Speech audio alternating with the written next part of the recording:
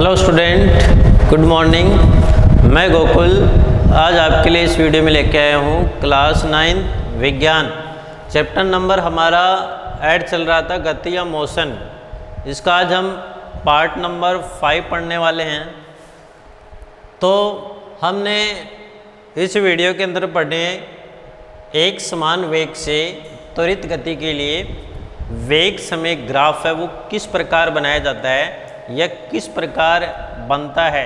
तो ये जो है वो हम इस वीडियो के अंतर्गत पढ़ने वाले हैं। तो देखना इसमें ध्यान से कि जब कोई वस्तु, कोई कार मान लो या कोई भी वस्तु एक समान त्वरित गति से चल रही है।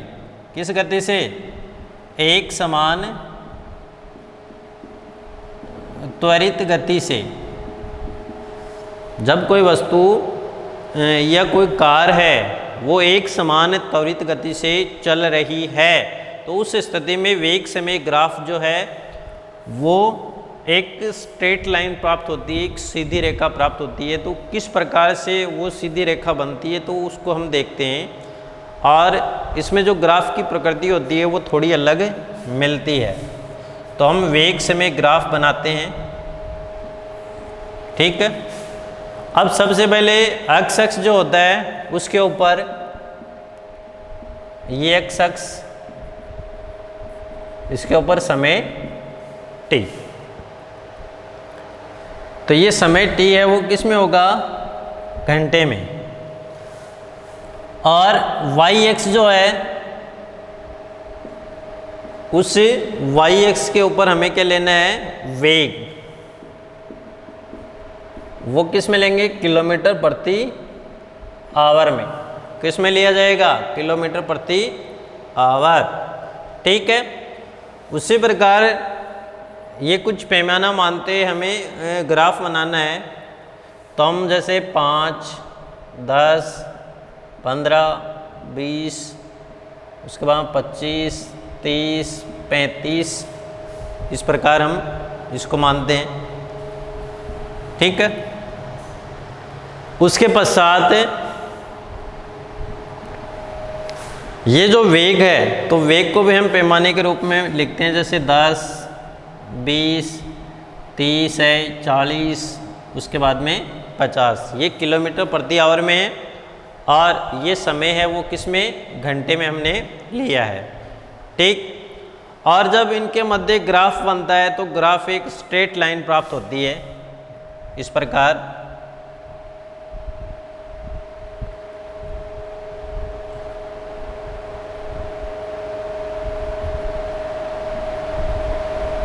इस प्रकार जो ग्राफ है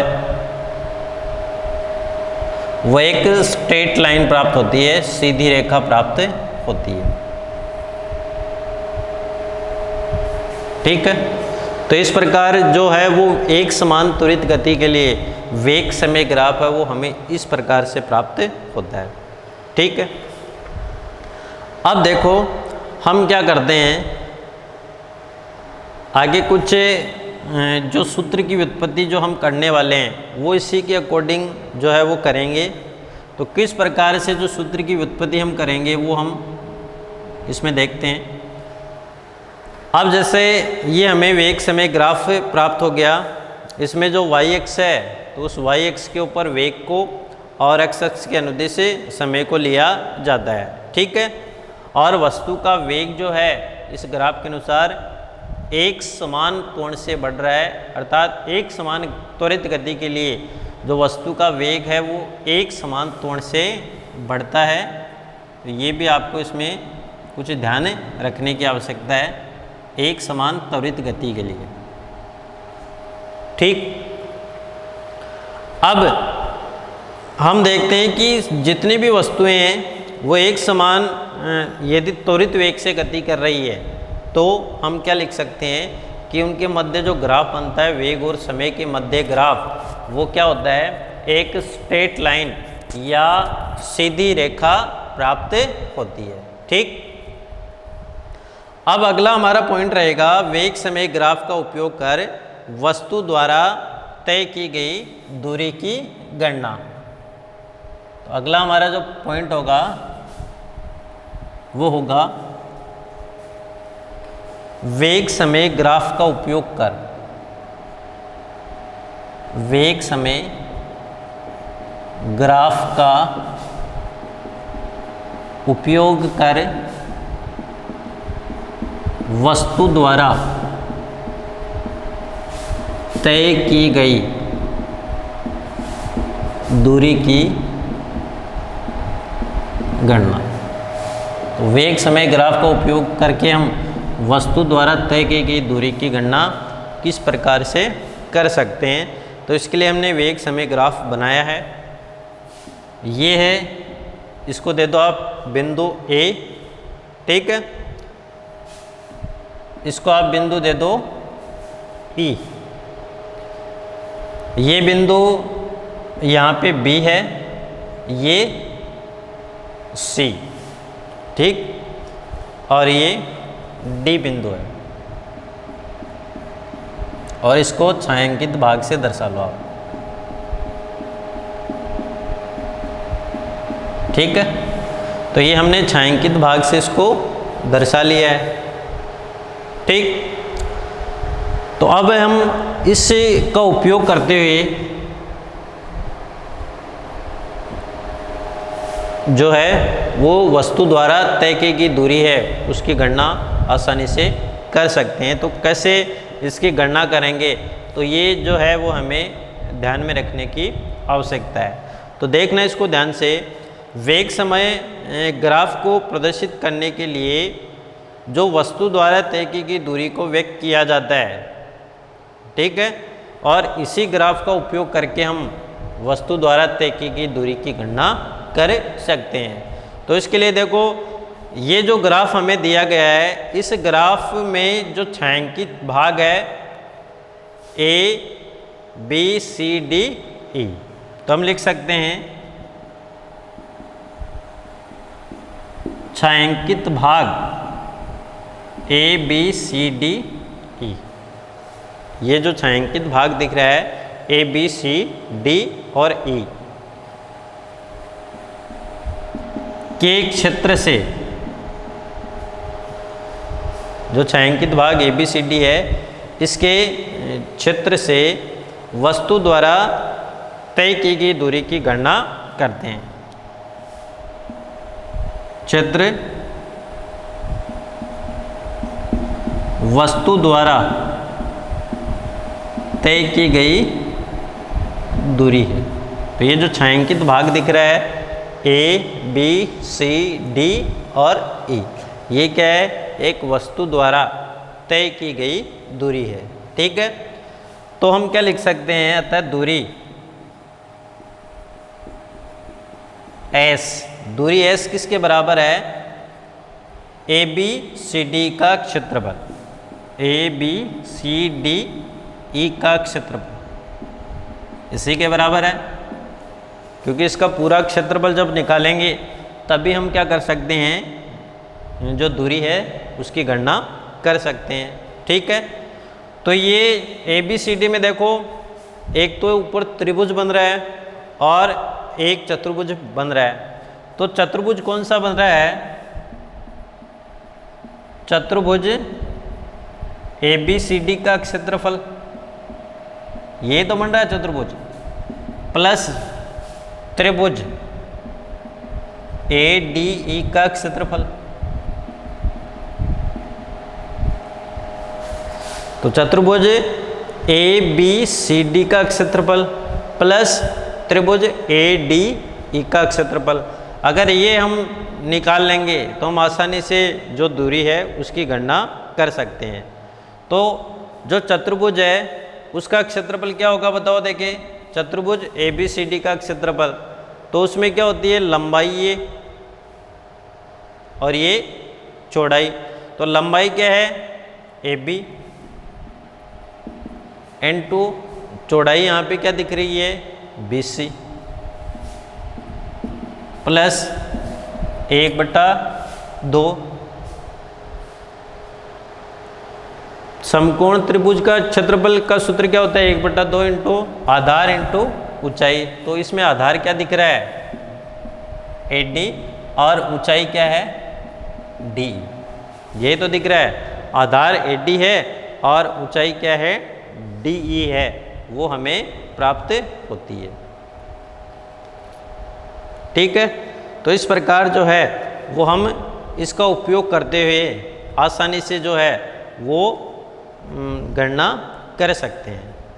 तो कुल जो क्षेत्रफल होगा उसकी गणना हम इसके मान में रख के आसानी से ज्ञात कर सकते हैं। जैसे आपको मान दिया है AB का मान आपको दे रखा है कितना है, जैसे 10 से 20 गए 10 हो गया, और उसके बाद में BC, तो BC का मान कितना है, देखो ये रहा AB का मान A और B, टोटल 0 से 20, तो ये हो गया 20 हो गया, प्लस इनटू B और C, तो BC का मान कितना 10 से 20 गए तो कितना हो गया 10, प्लस 1/2 इंटू AD, A और D, AD ये किसके बराबर है BC के बराबर, तो कितना हो गया 10 से 20 गए तो 10 इंटू DE, तो रहा ये रहा D और ये रहा E, 20 से 40 गए कितने हो गए 20, तो इसकी गणना करें हम तो कितना हो जाएगा, ये 200 प्लस ये कितना हो जाएगा, ये 5 और ये 100, तो जो दूरी S बराबर टोटल कितनी हो गई 200 प्लस 100 बराबर कितनी हो गई 300 किलोमीटर। यदि किलोमीटर में है तो किलोमीटर हो जाएगी, मीटर है तो मीटर में हो जाएगी। तो इस प्रकार इस सूत्र का उपयोग करते हुए हम जो है वो दूरी की गणना कर सकते हैं। ठीक है, तो ये आपको कुछ बातें हैं वो ध्यान में रखने की आवश्यकता है। अब अगला जो पॉइंट होगा हमारा वो होगा वेग समय ग्राफ की अन्य प्रकृति। तो अन्य कौन कौन सी प्रकृति है वेग समय ग्राफ की, वो हम किस प्रकार से निकाल सकते हैं। तो अगला पॉइंट होगा वेग समय ग्राफ की प्रकृति।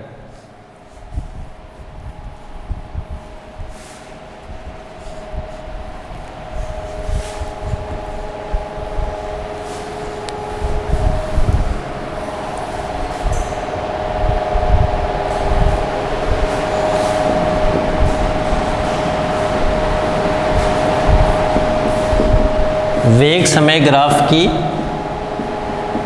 प्रकृति। ठीक है, अब देखो इसको ध्यान से कि वेग समय जो ग्राफ बनाते हैं वस्तु का, यदि वेग एक समान ऋणात्मक त्वरण के साथ घट रहा है, यदि मान लो वस्तु का वेग है वो एक समान ऋणात्मक त्वरण के साथ घट रहा है, तो आरेखित ग्राफ एक सीधी रेखा प्राप्त होती है। यानी जब वस्तु का वेग एक समान हो और वो ऋणात्मक त्वरण के रूप में घट रहा है, तो उस स्थिति में जो ग्राफ है वो एक सीधी रेखा प्राप्त होती है। परंतु ये सरल रेखा का झुकाव नीचे की ओर होता है, जो अंत में जाकर समय अक्ष पर क्या हो जाता है, शून्य वेग को प्रदर्शित करता है। देखना इसको ध्यान से, जैसे ये बना दिया हमने, ये 0 है, ठीक है, ये 1 2 3 4, उसके बाद में 5 मान लो, फिर 6 मान लो, ये समय अक्ष है। ठीक, और उसके बाद में ये मीटर प्रति सेकंड में वेग है, ये 10, ये 20, ये 30 और ये 40। ठीक है, तो उस स्थिति में जो वेग समय ग्राफ बनता है वो क्या होता है, एक नीचे की तरफ एक सीधी रेखा तो होगी, लेकिन उस रेखा का झुकाव क्या होता है, नीचे की तरफ होता है। जब वस्तु ऋणात्मक त्वरण से क्या कर रही हो, गति कर रही हो, उस स्थिति में ये घटना देखने को मिलती है। तो ये आपको कुछ ध्यान रखना है कि जब वस्तु असमान त्वरित गति से चल रही है तो उस स्थिति में वेग समय ग्राफ एक जिग जैग लाइन या टेढ़ी मेढ़ी रेखा प्राप्त होती है। तो अगला है इसमें, जब वस्तु असमान त्वरण से गति कर रही है उस स्थिति में ग्राफ एक टेढ़ी मेढ़ी रेखा प्राप्त होती है। क्या होता है? ग्राफ जो है वो हमें कैसा प्राप्त होता है? एक टेढ़ी मेढ़ी रेखा प्राप्त होता है। तो इसको हम यदि हम बनाना चाहे तो किस प्रकार से बना सकते हैं? तो यहाँ से गया, उसके बाद में ये, उसके बाद में फिर से ये, और इस प्रकार जो है वो जो ग्राफ है हमें प्राप्त होता है, एक जिगजैग लाइन के रूप में ग्राफ प्राप्त होता है। और ये है समय अक्ष के अनुदिश, और ये होता है वेग मीटर प्रति सेकंड में, और ये समय ये है सेकंड में। ये अक्ष है और ये क्या है? वाई अक्ष। और जब असमान त्वरण से गति करती है उस स्थिति में तो ग्राफ इस प्रकार से प्राप्त होता है, और जब एक समान त्वरण से गति करती है उस स्थिति में ग्राफ है वो एक सीधी रेखा प्राप्त होती है, लेकिन उसकी ढाल जो होती है उसका झुकाव होता है वो नीचे की ओर होता है। और एक स्थिति ऐसी आती है कि समय अक्ष जो होती है उसके ऊपर जाके ये मिलती है, उस स्थिति में वेग है वो शून्य को प्रदर्शित करता है। अब हमारा अगला जो पॉइंट रहेगा वो रहेगा गति के समीकरण। ठीक है, अब इसमें आपको देखना है कि भाई जो गति के समीकरण हैं वो कौन कौन से हैं। ठीक है, गति के समीकरण है उसका हम गणितीय रूप जो होता है उसको किस प्रकार से बना सकते हैं, तो वो भी हमें कुछ ध्यान में रखने की आवश्यकता है। तो ये कुछ बातें हैं वो यदि हम ध्यान में रखेंगे तो उस स्थिति में हम गति के समीकरण उसको आसानी से याद रख सकते हैं। और ये जो गति के समीकरण हैं तो परीक्षा में या जो आगे की जो कंपटीशन के एग्जाम में होती है तो उनमें गति के समीकरणों से रिलेटेड क्वेश्चन जो है वो पूछे जाते हैं। और अगर आपको ये गति के समीकरण याद हैं तो उन क्वेश्चनों को आसानी से हल किया जा सकता है। तो अगला हमारा जो पॉइंट रहेगा वो रहेगा गति के समीकरण। गति के समीकरण, इक्वेशन ऑफ लॉ। ठीक है, या मोशन, इक्वेशन ऑफ मोशन। तो गति के कौन कौन सी इक्वेशन है, समीकरण है? तो इसमें देखो ये जो समीकरण होते हैं गति के समीकरण,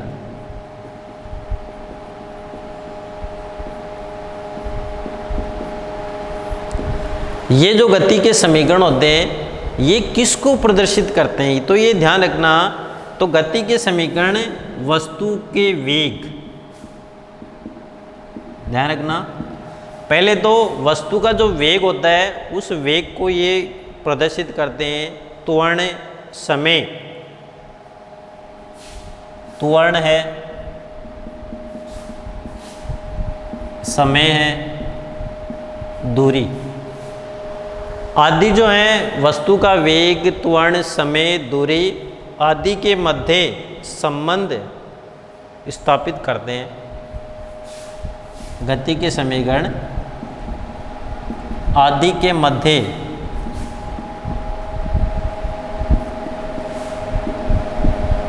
संबंध स्थापित करते हैं।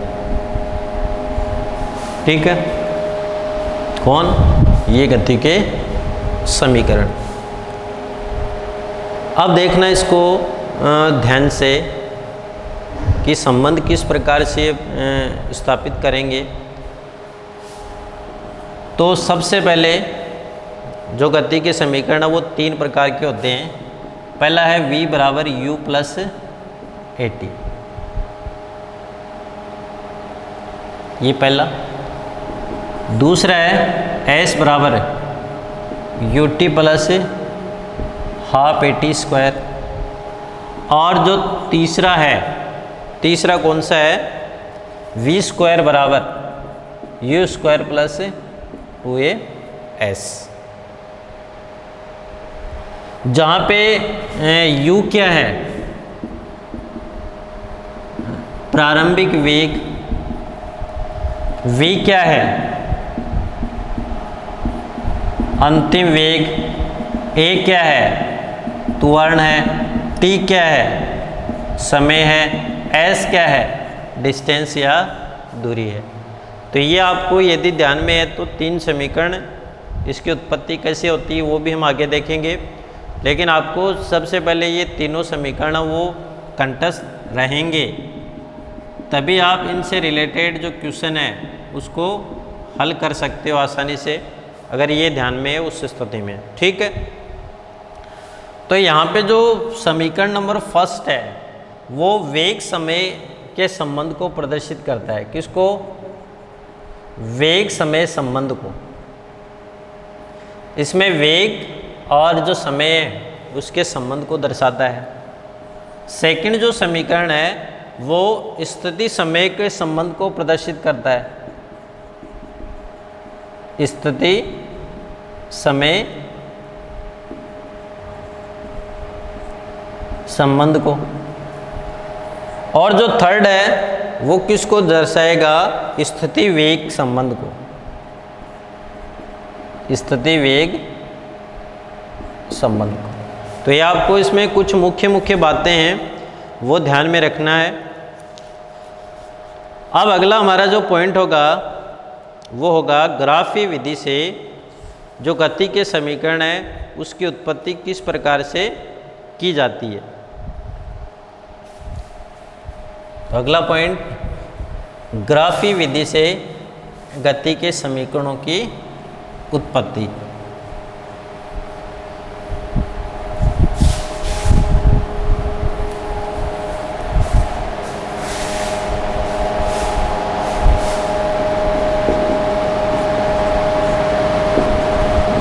ग्राफी विधि से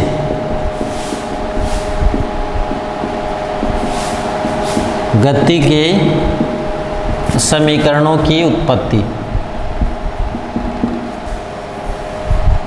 ठीक है, अब सबसे पहले जो हम देखेंगे वो होता है वेग समय संबंध के लिए समीकरण। वेग समय संबंध के लिए समीकरण। तो वेग समय संबंध के लिए कौन सा समीकरण है जो हमें काम में लेना है? तो उसके लिए हमें सबसे पहले एक ग्राफ बनाने की आवश्यकता होगी।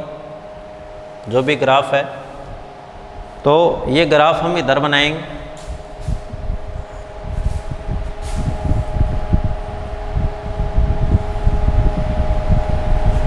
ठीक है,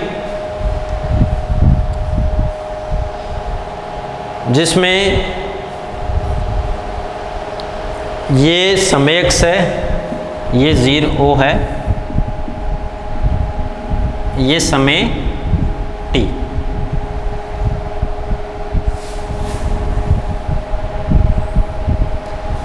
और यहाँ से कोई जो वस्तु है वो गति कर रही है और ये वेग है, वेग एक्सिस y एक्स है, वेग इसमें मीटर प्रति सेकंड में। ठीक, और ये O बिंदु है जो मूल बिंदु है। यहाँ पे कोई वस्तु है, ये A बिंदु पे। ठीक, अब उसे ऐसे डॉट डॉट करके एक लाइन दर्शानी है।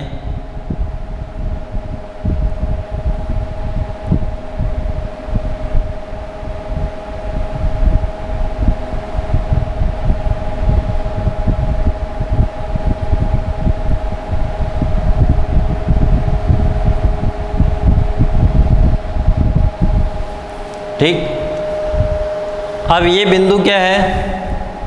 बी बिंदु प्राप्त होता है। ए और बी बिंदु हमें प्राप्त होता है। इधर हमने ये सी नाम दिया, ये डी नाम दिया, सी डी, और इधर हमने क्या नाम दे दिया? ई नाम दे दिया। अब उसके बाद में यहाँ पे जो वस्तु है उसका प्रारंभिक वेग u है और यहाँ पे अंतिम वेग क्या हो जाएगा? v हमें प्राप्त होता है। ठीक, और इसी प्रकार ये यहाँ पे समय t,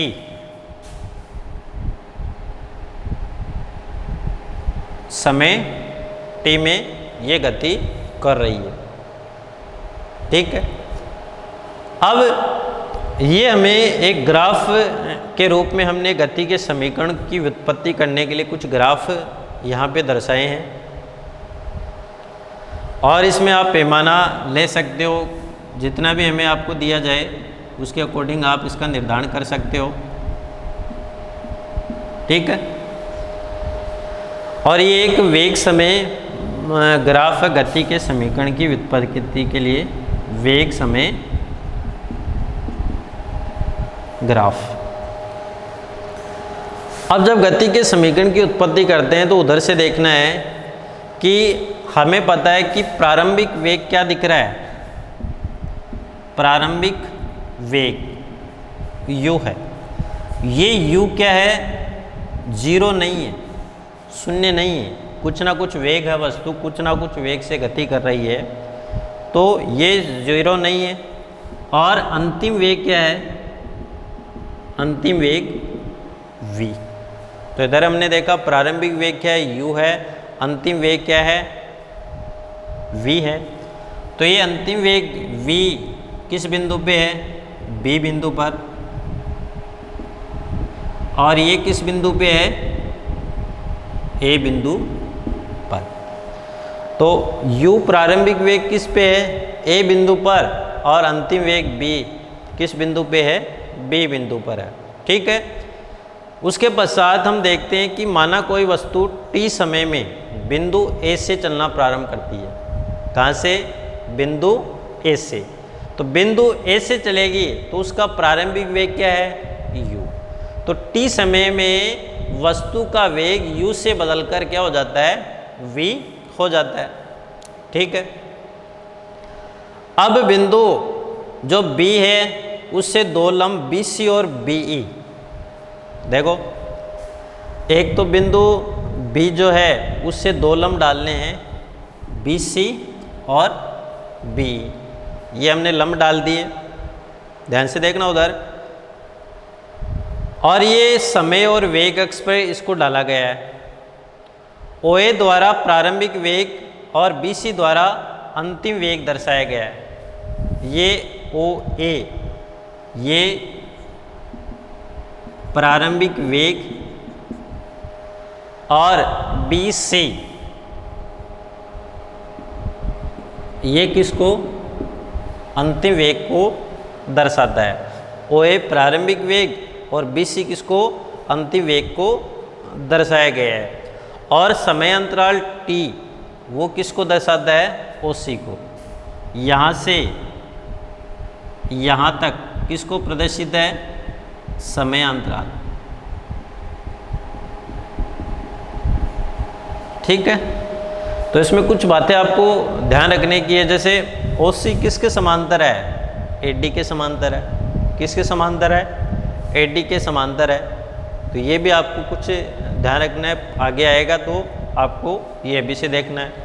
ठीक, तो ये हमने एक ग्राफ बना लिया।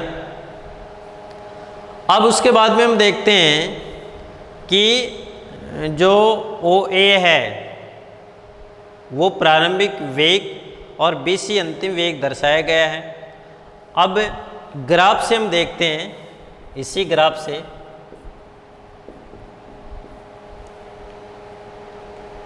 BD किसके बराबर है,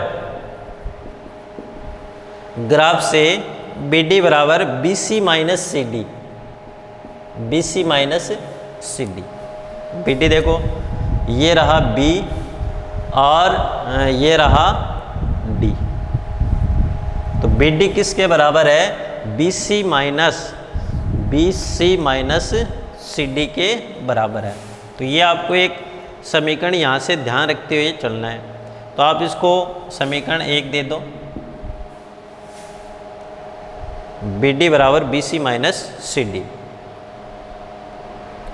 अब यहाँ समय अंतराल T जो है, यहाँ समय अंतराल T वेग में परिवर्तन को दर्शाता है। T वेग में परिवर्तन को दर्शाता है। कौन दर्शाता है? समय अंतराल t है वो वेग में परिवर्तन को दर्शाता है। तो ध्यान से देखना, AD बराबर, देखो ये रहा AD, AD किसके बराबर है? OC,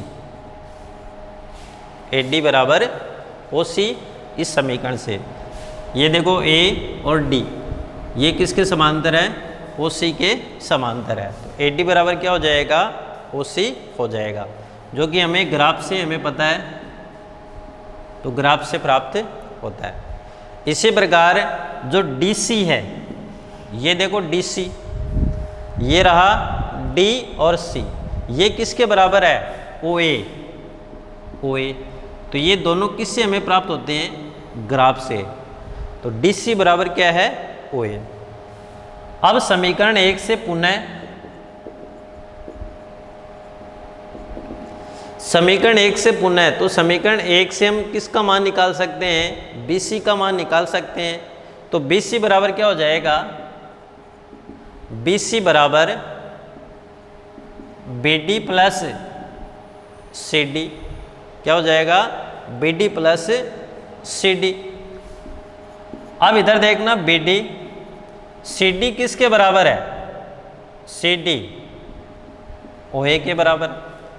तो BC बराबर क्या हो जाएगा? BC plus OA। तो आप इसको 2 नंबर दे दो और इसको आप समीकरण 3 नंबर रख दो, ठीक है। अब इधर देखना, BC बराबर क्या है?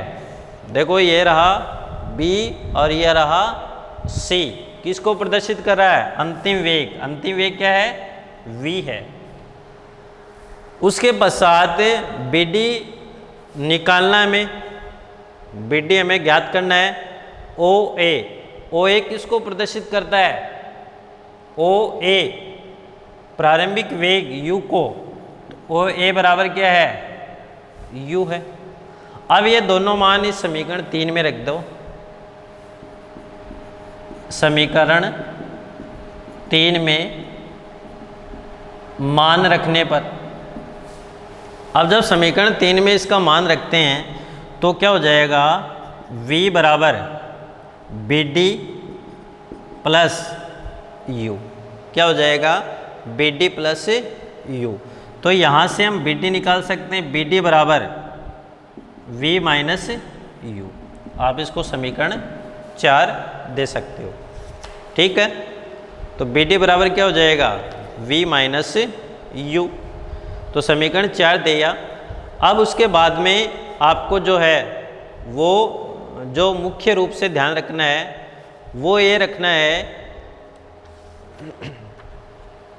कि हमें पता है BD का मान तो आ गया V माइनस U। अब हमें वो ही निकालना है, चाल बराबर क्या होता है? दूरी बटा समय। तो उसका उपयोग करते हुए हम इसको और जो है वो समझ सकते हैं। तो हम सकते हैं कि इकाई समय में वेग में परिवर्तन की दर, अर्थात एकांक समय में वेग में परिवर्तन की दर क्या कहलाती है? इधर लिख दें, एकांक समय में वेग में परिवर्तन की दर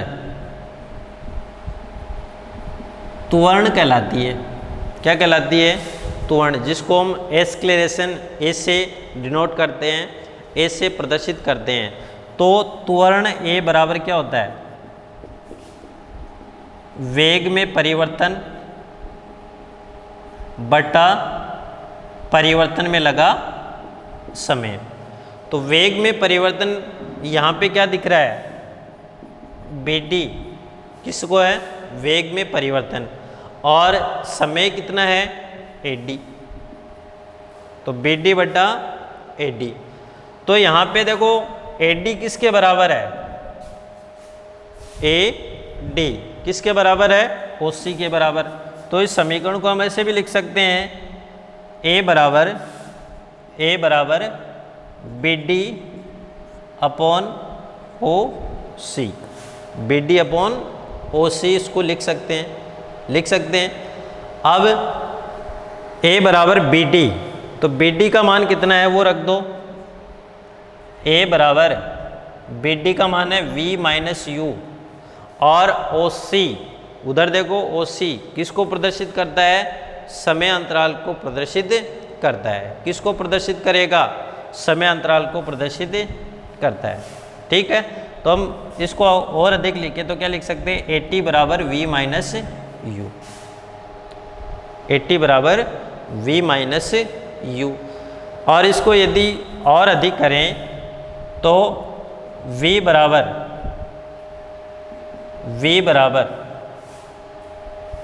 u प्लस AT। तो इस प्रकार जो है वो हम इस सूत्र की गणना कर सकते हैं। ठीक, ध्यान से देखना इसको फिर से। ये एक ग्राफ है जो हमने बनाया है, इसमें यहाँ कोई वस्तु A से B की तरफ गति कर रही है।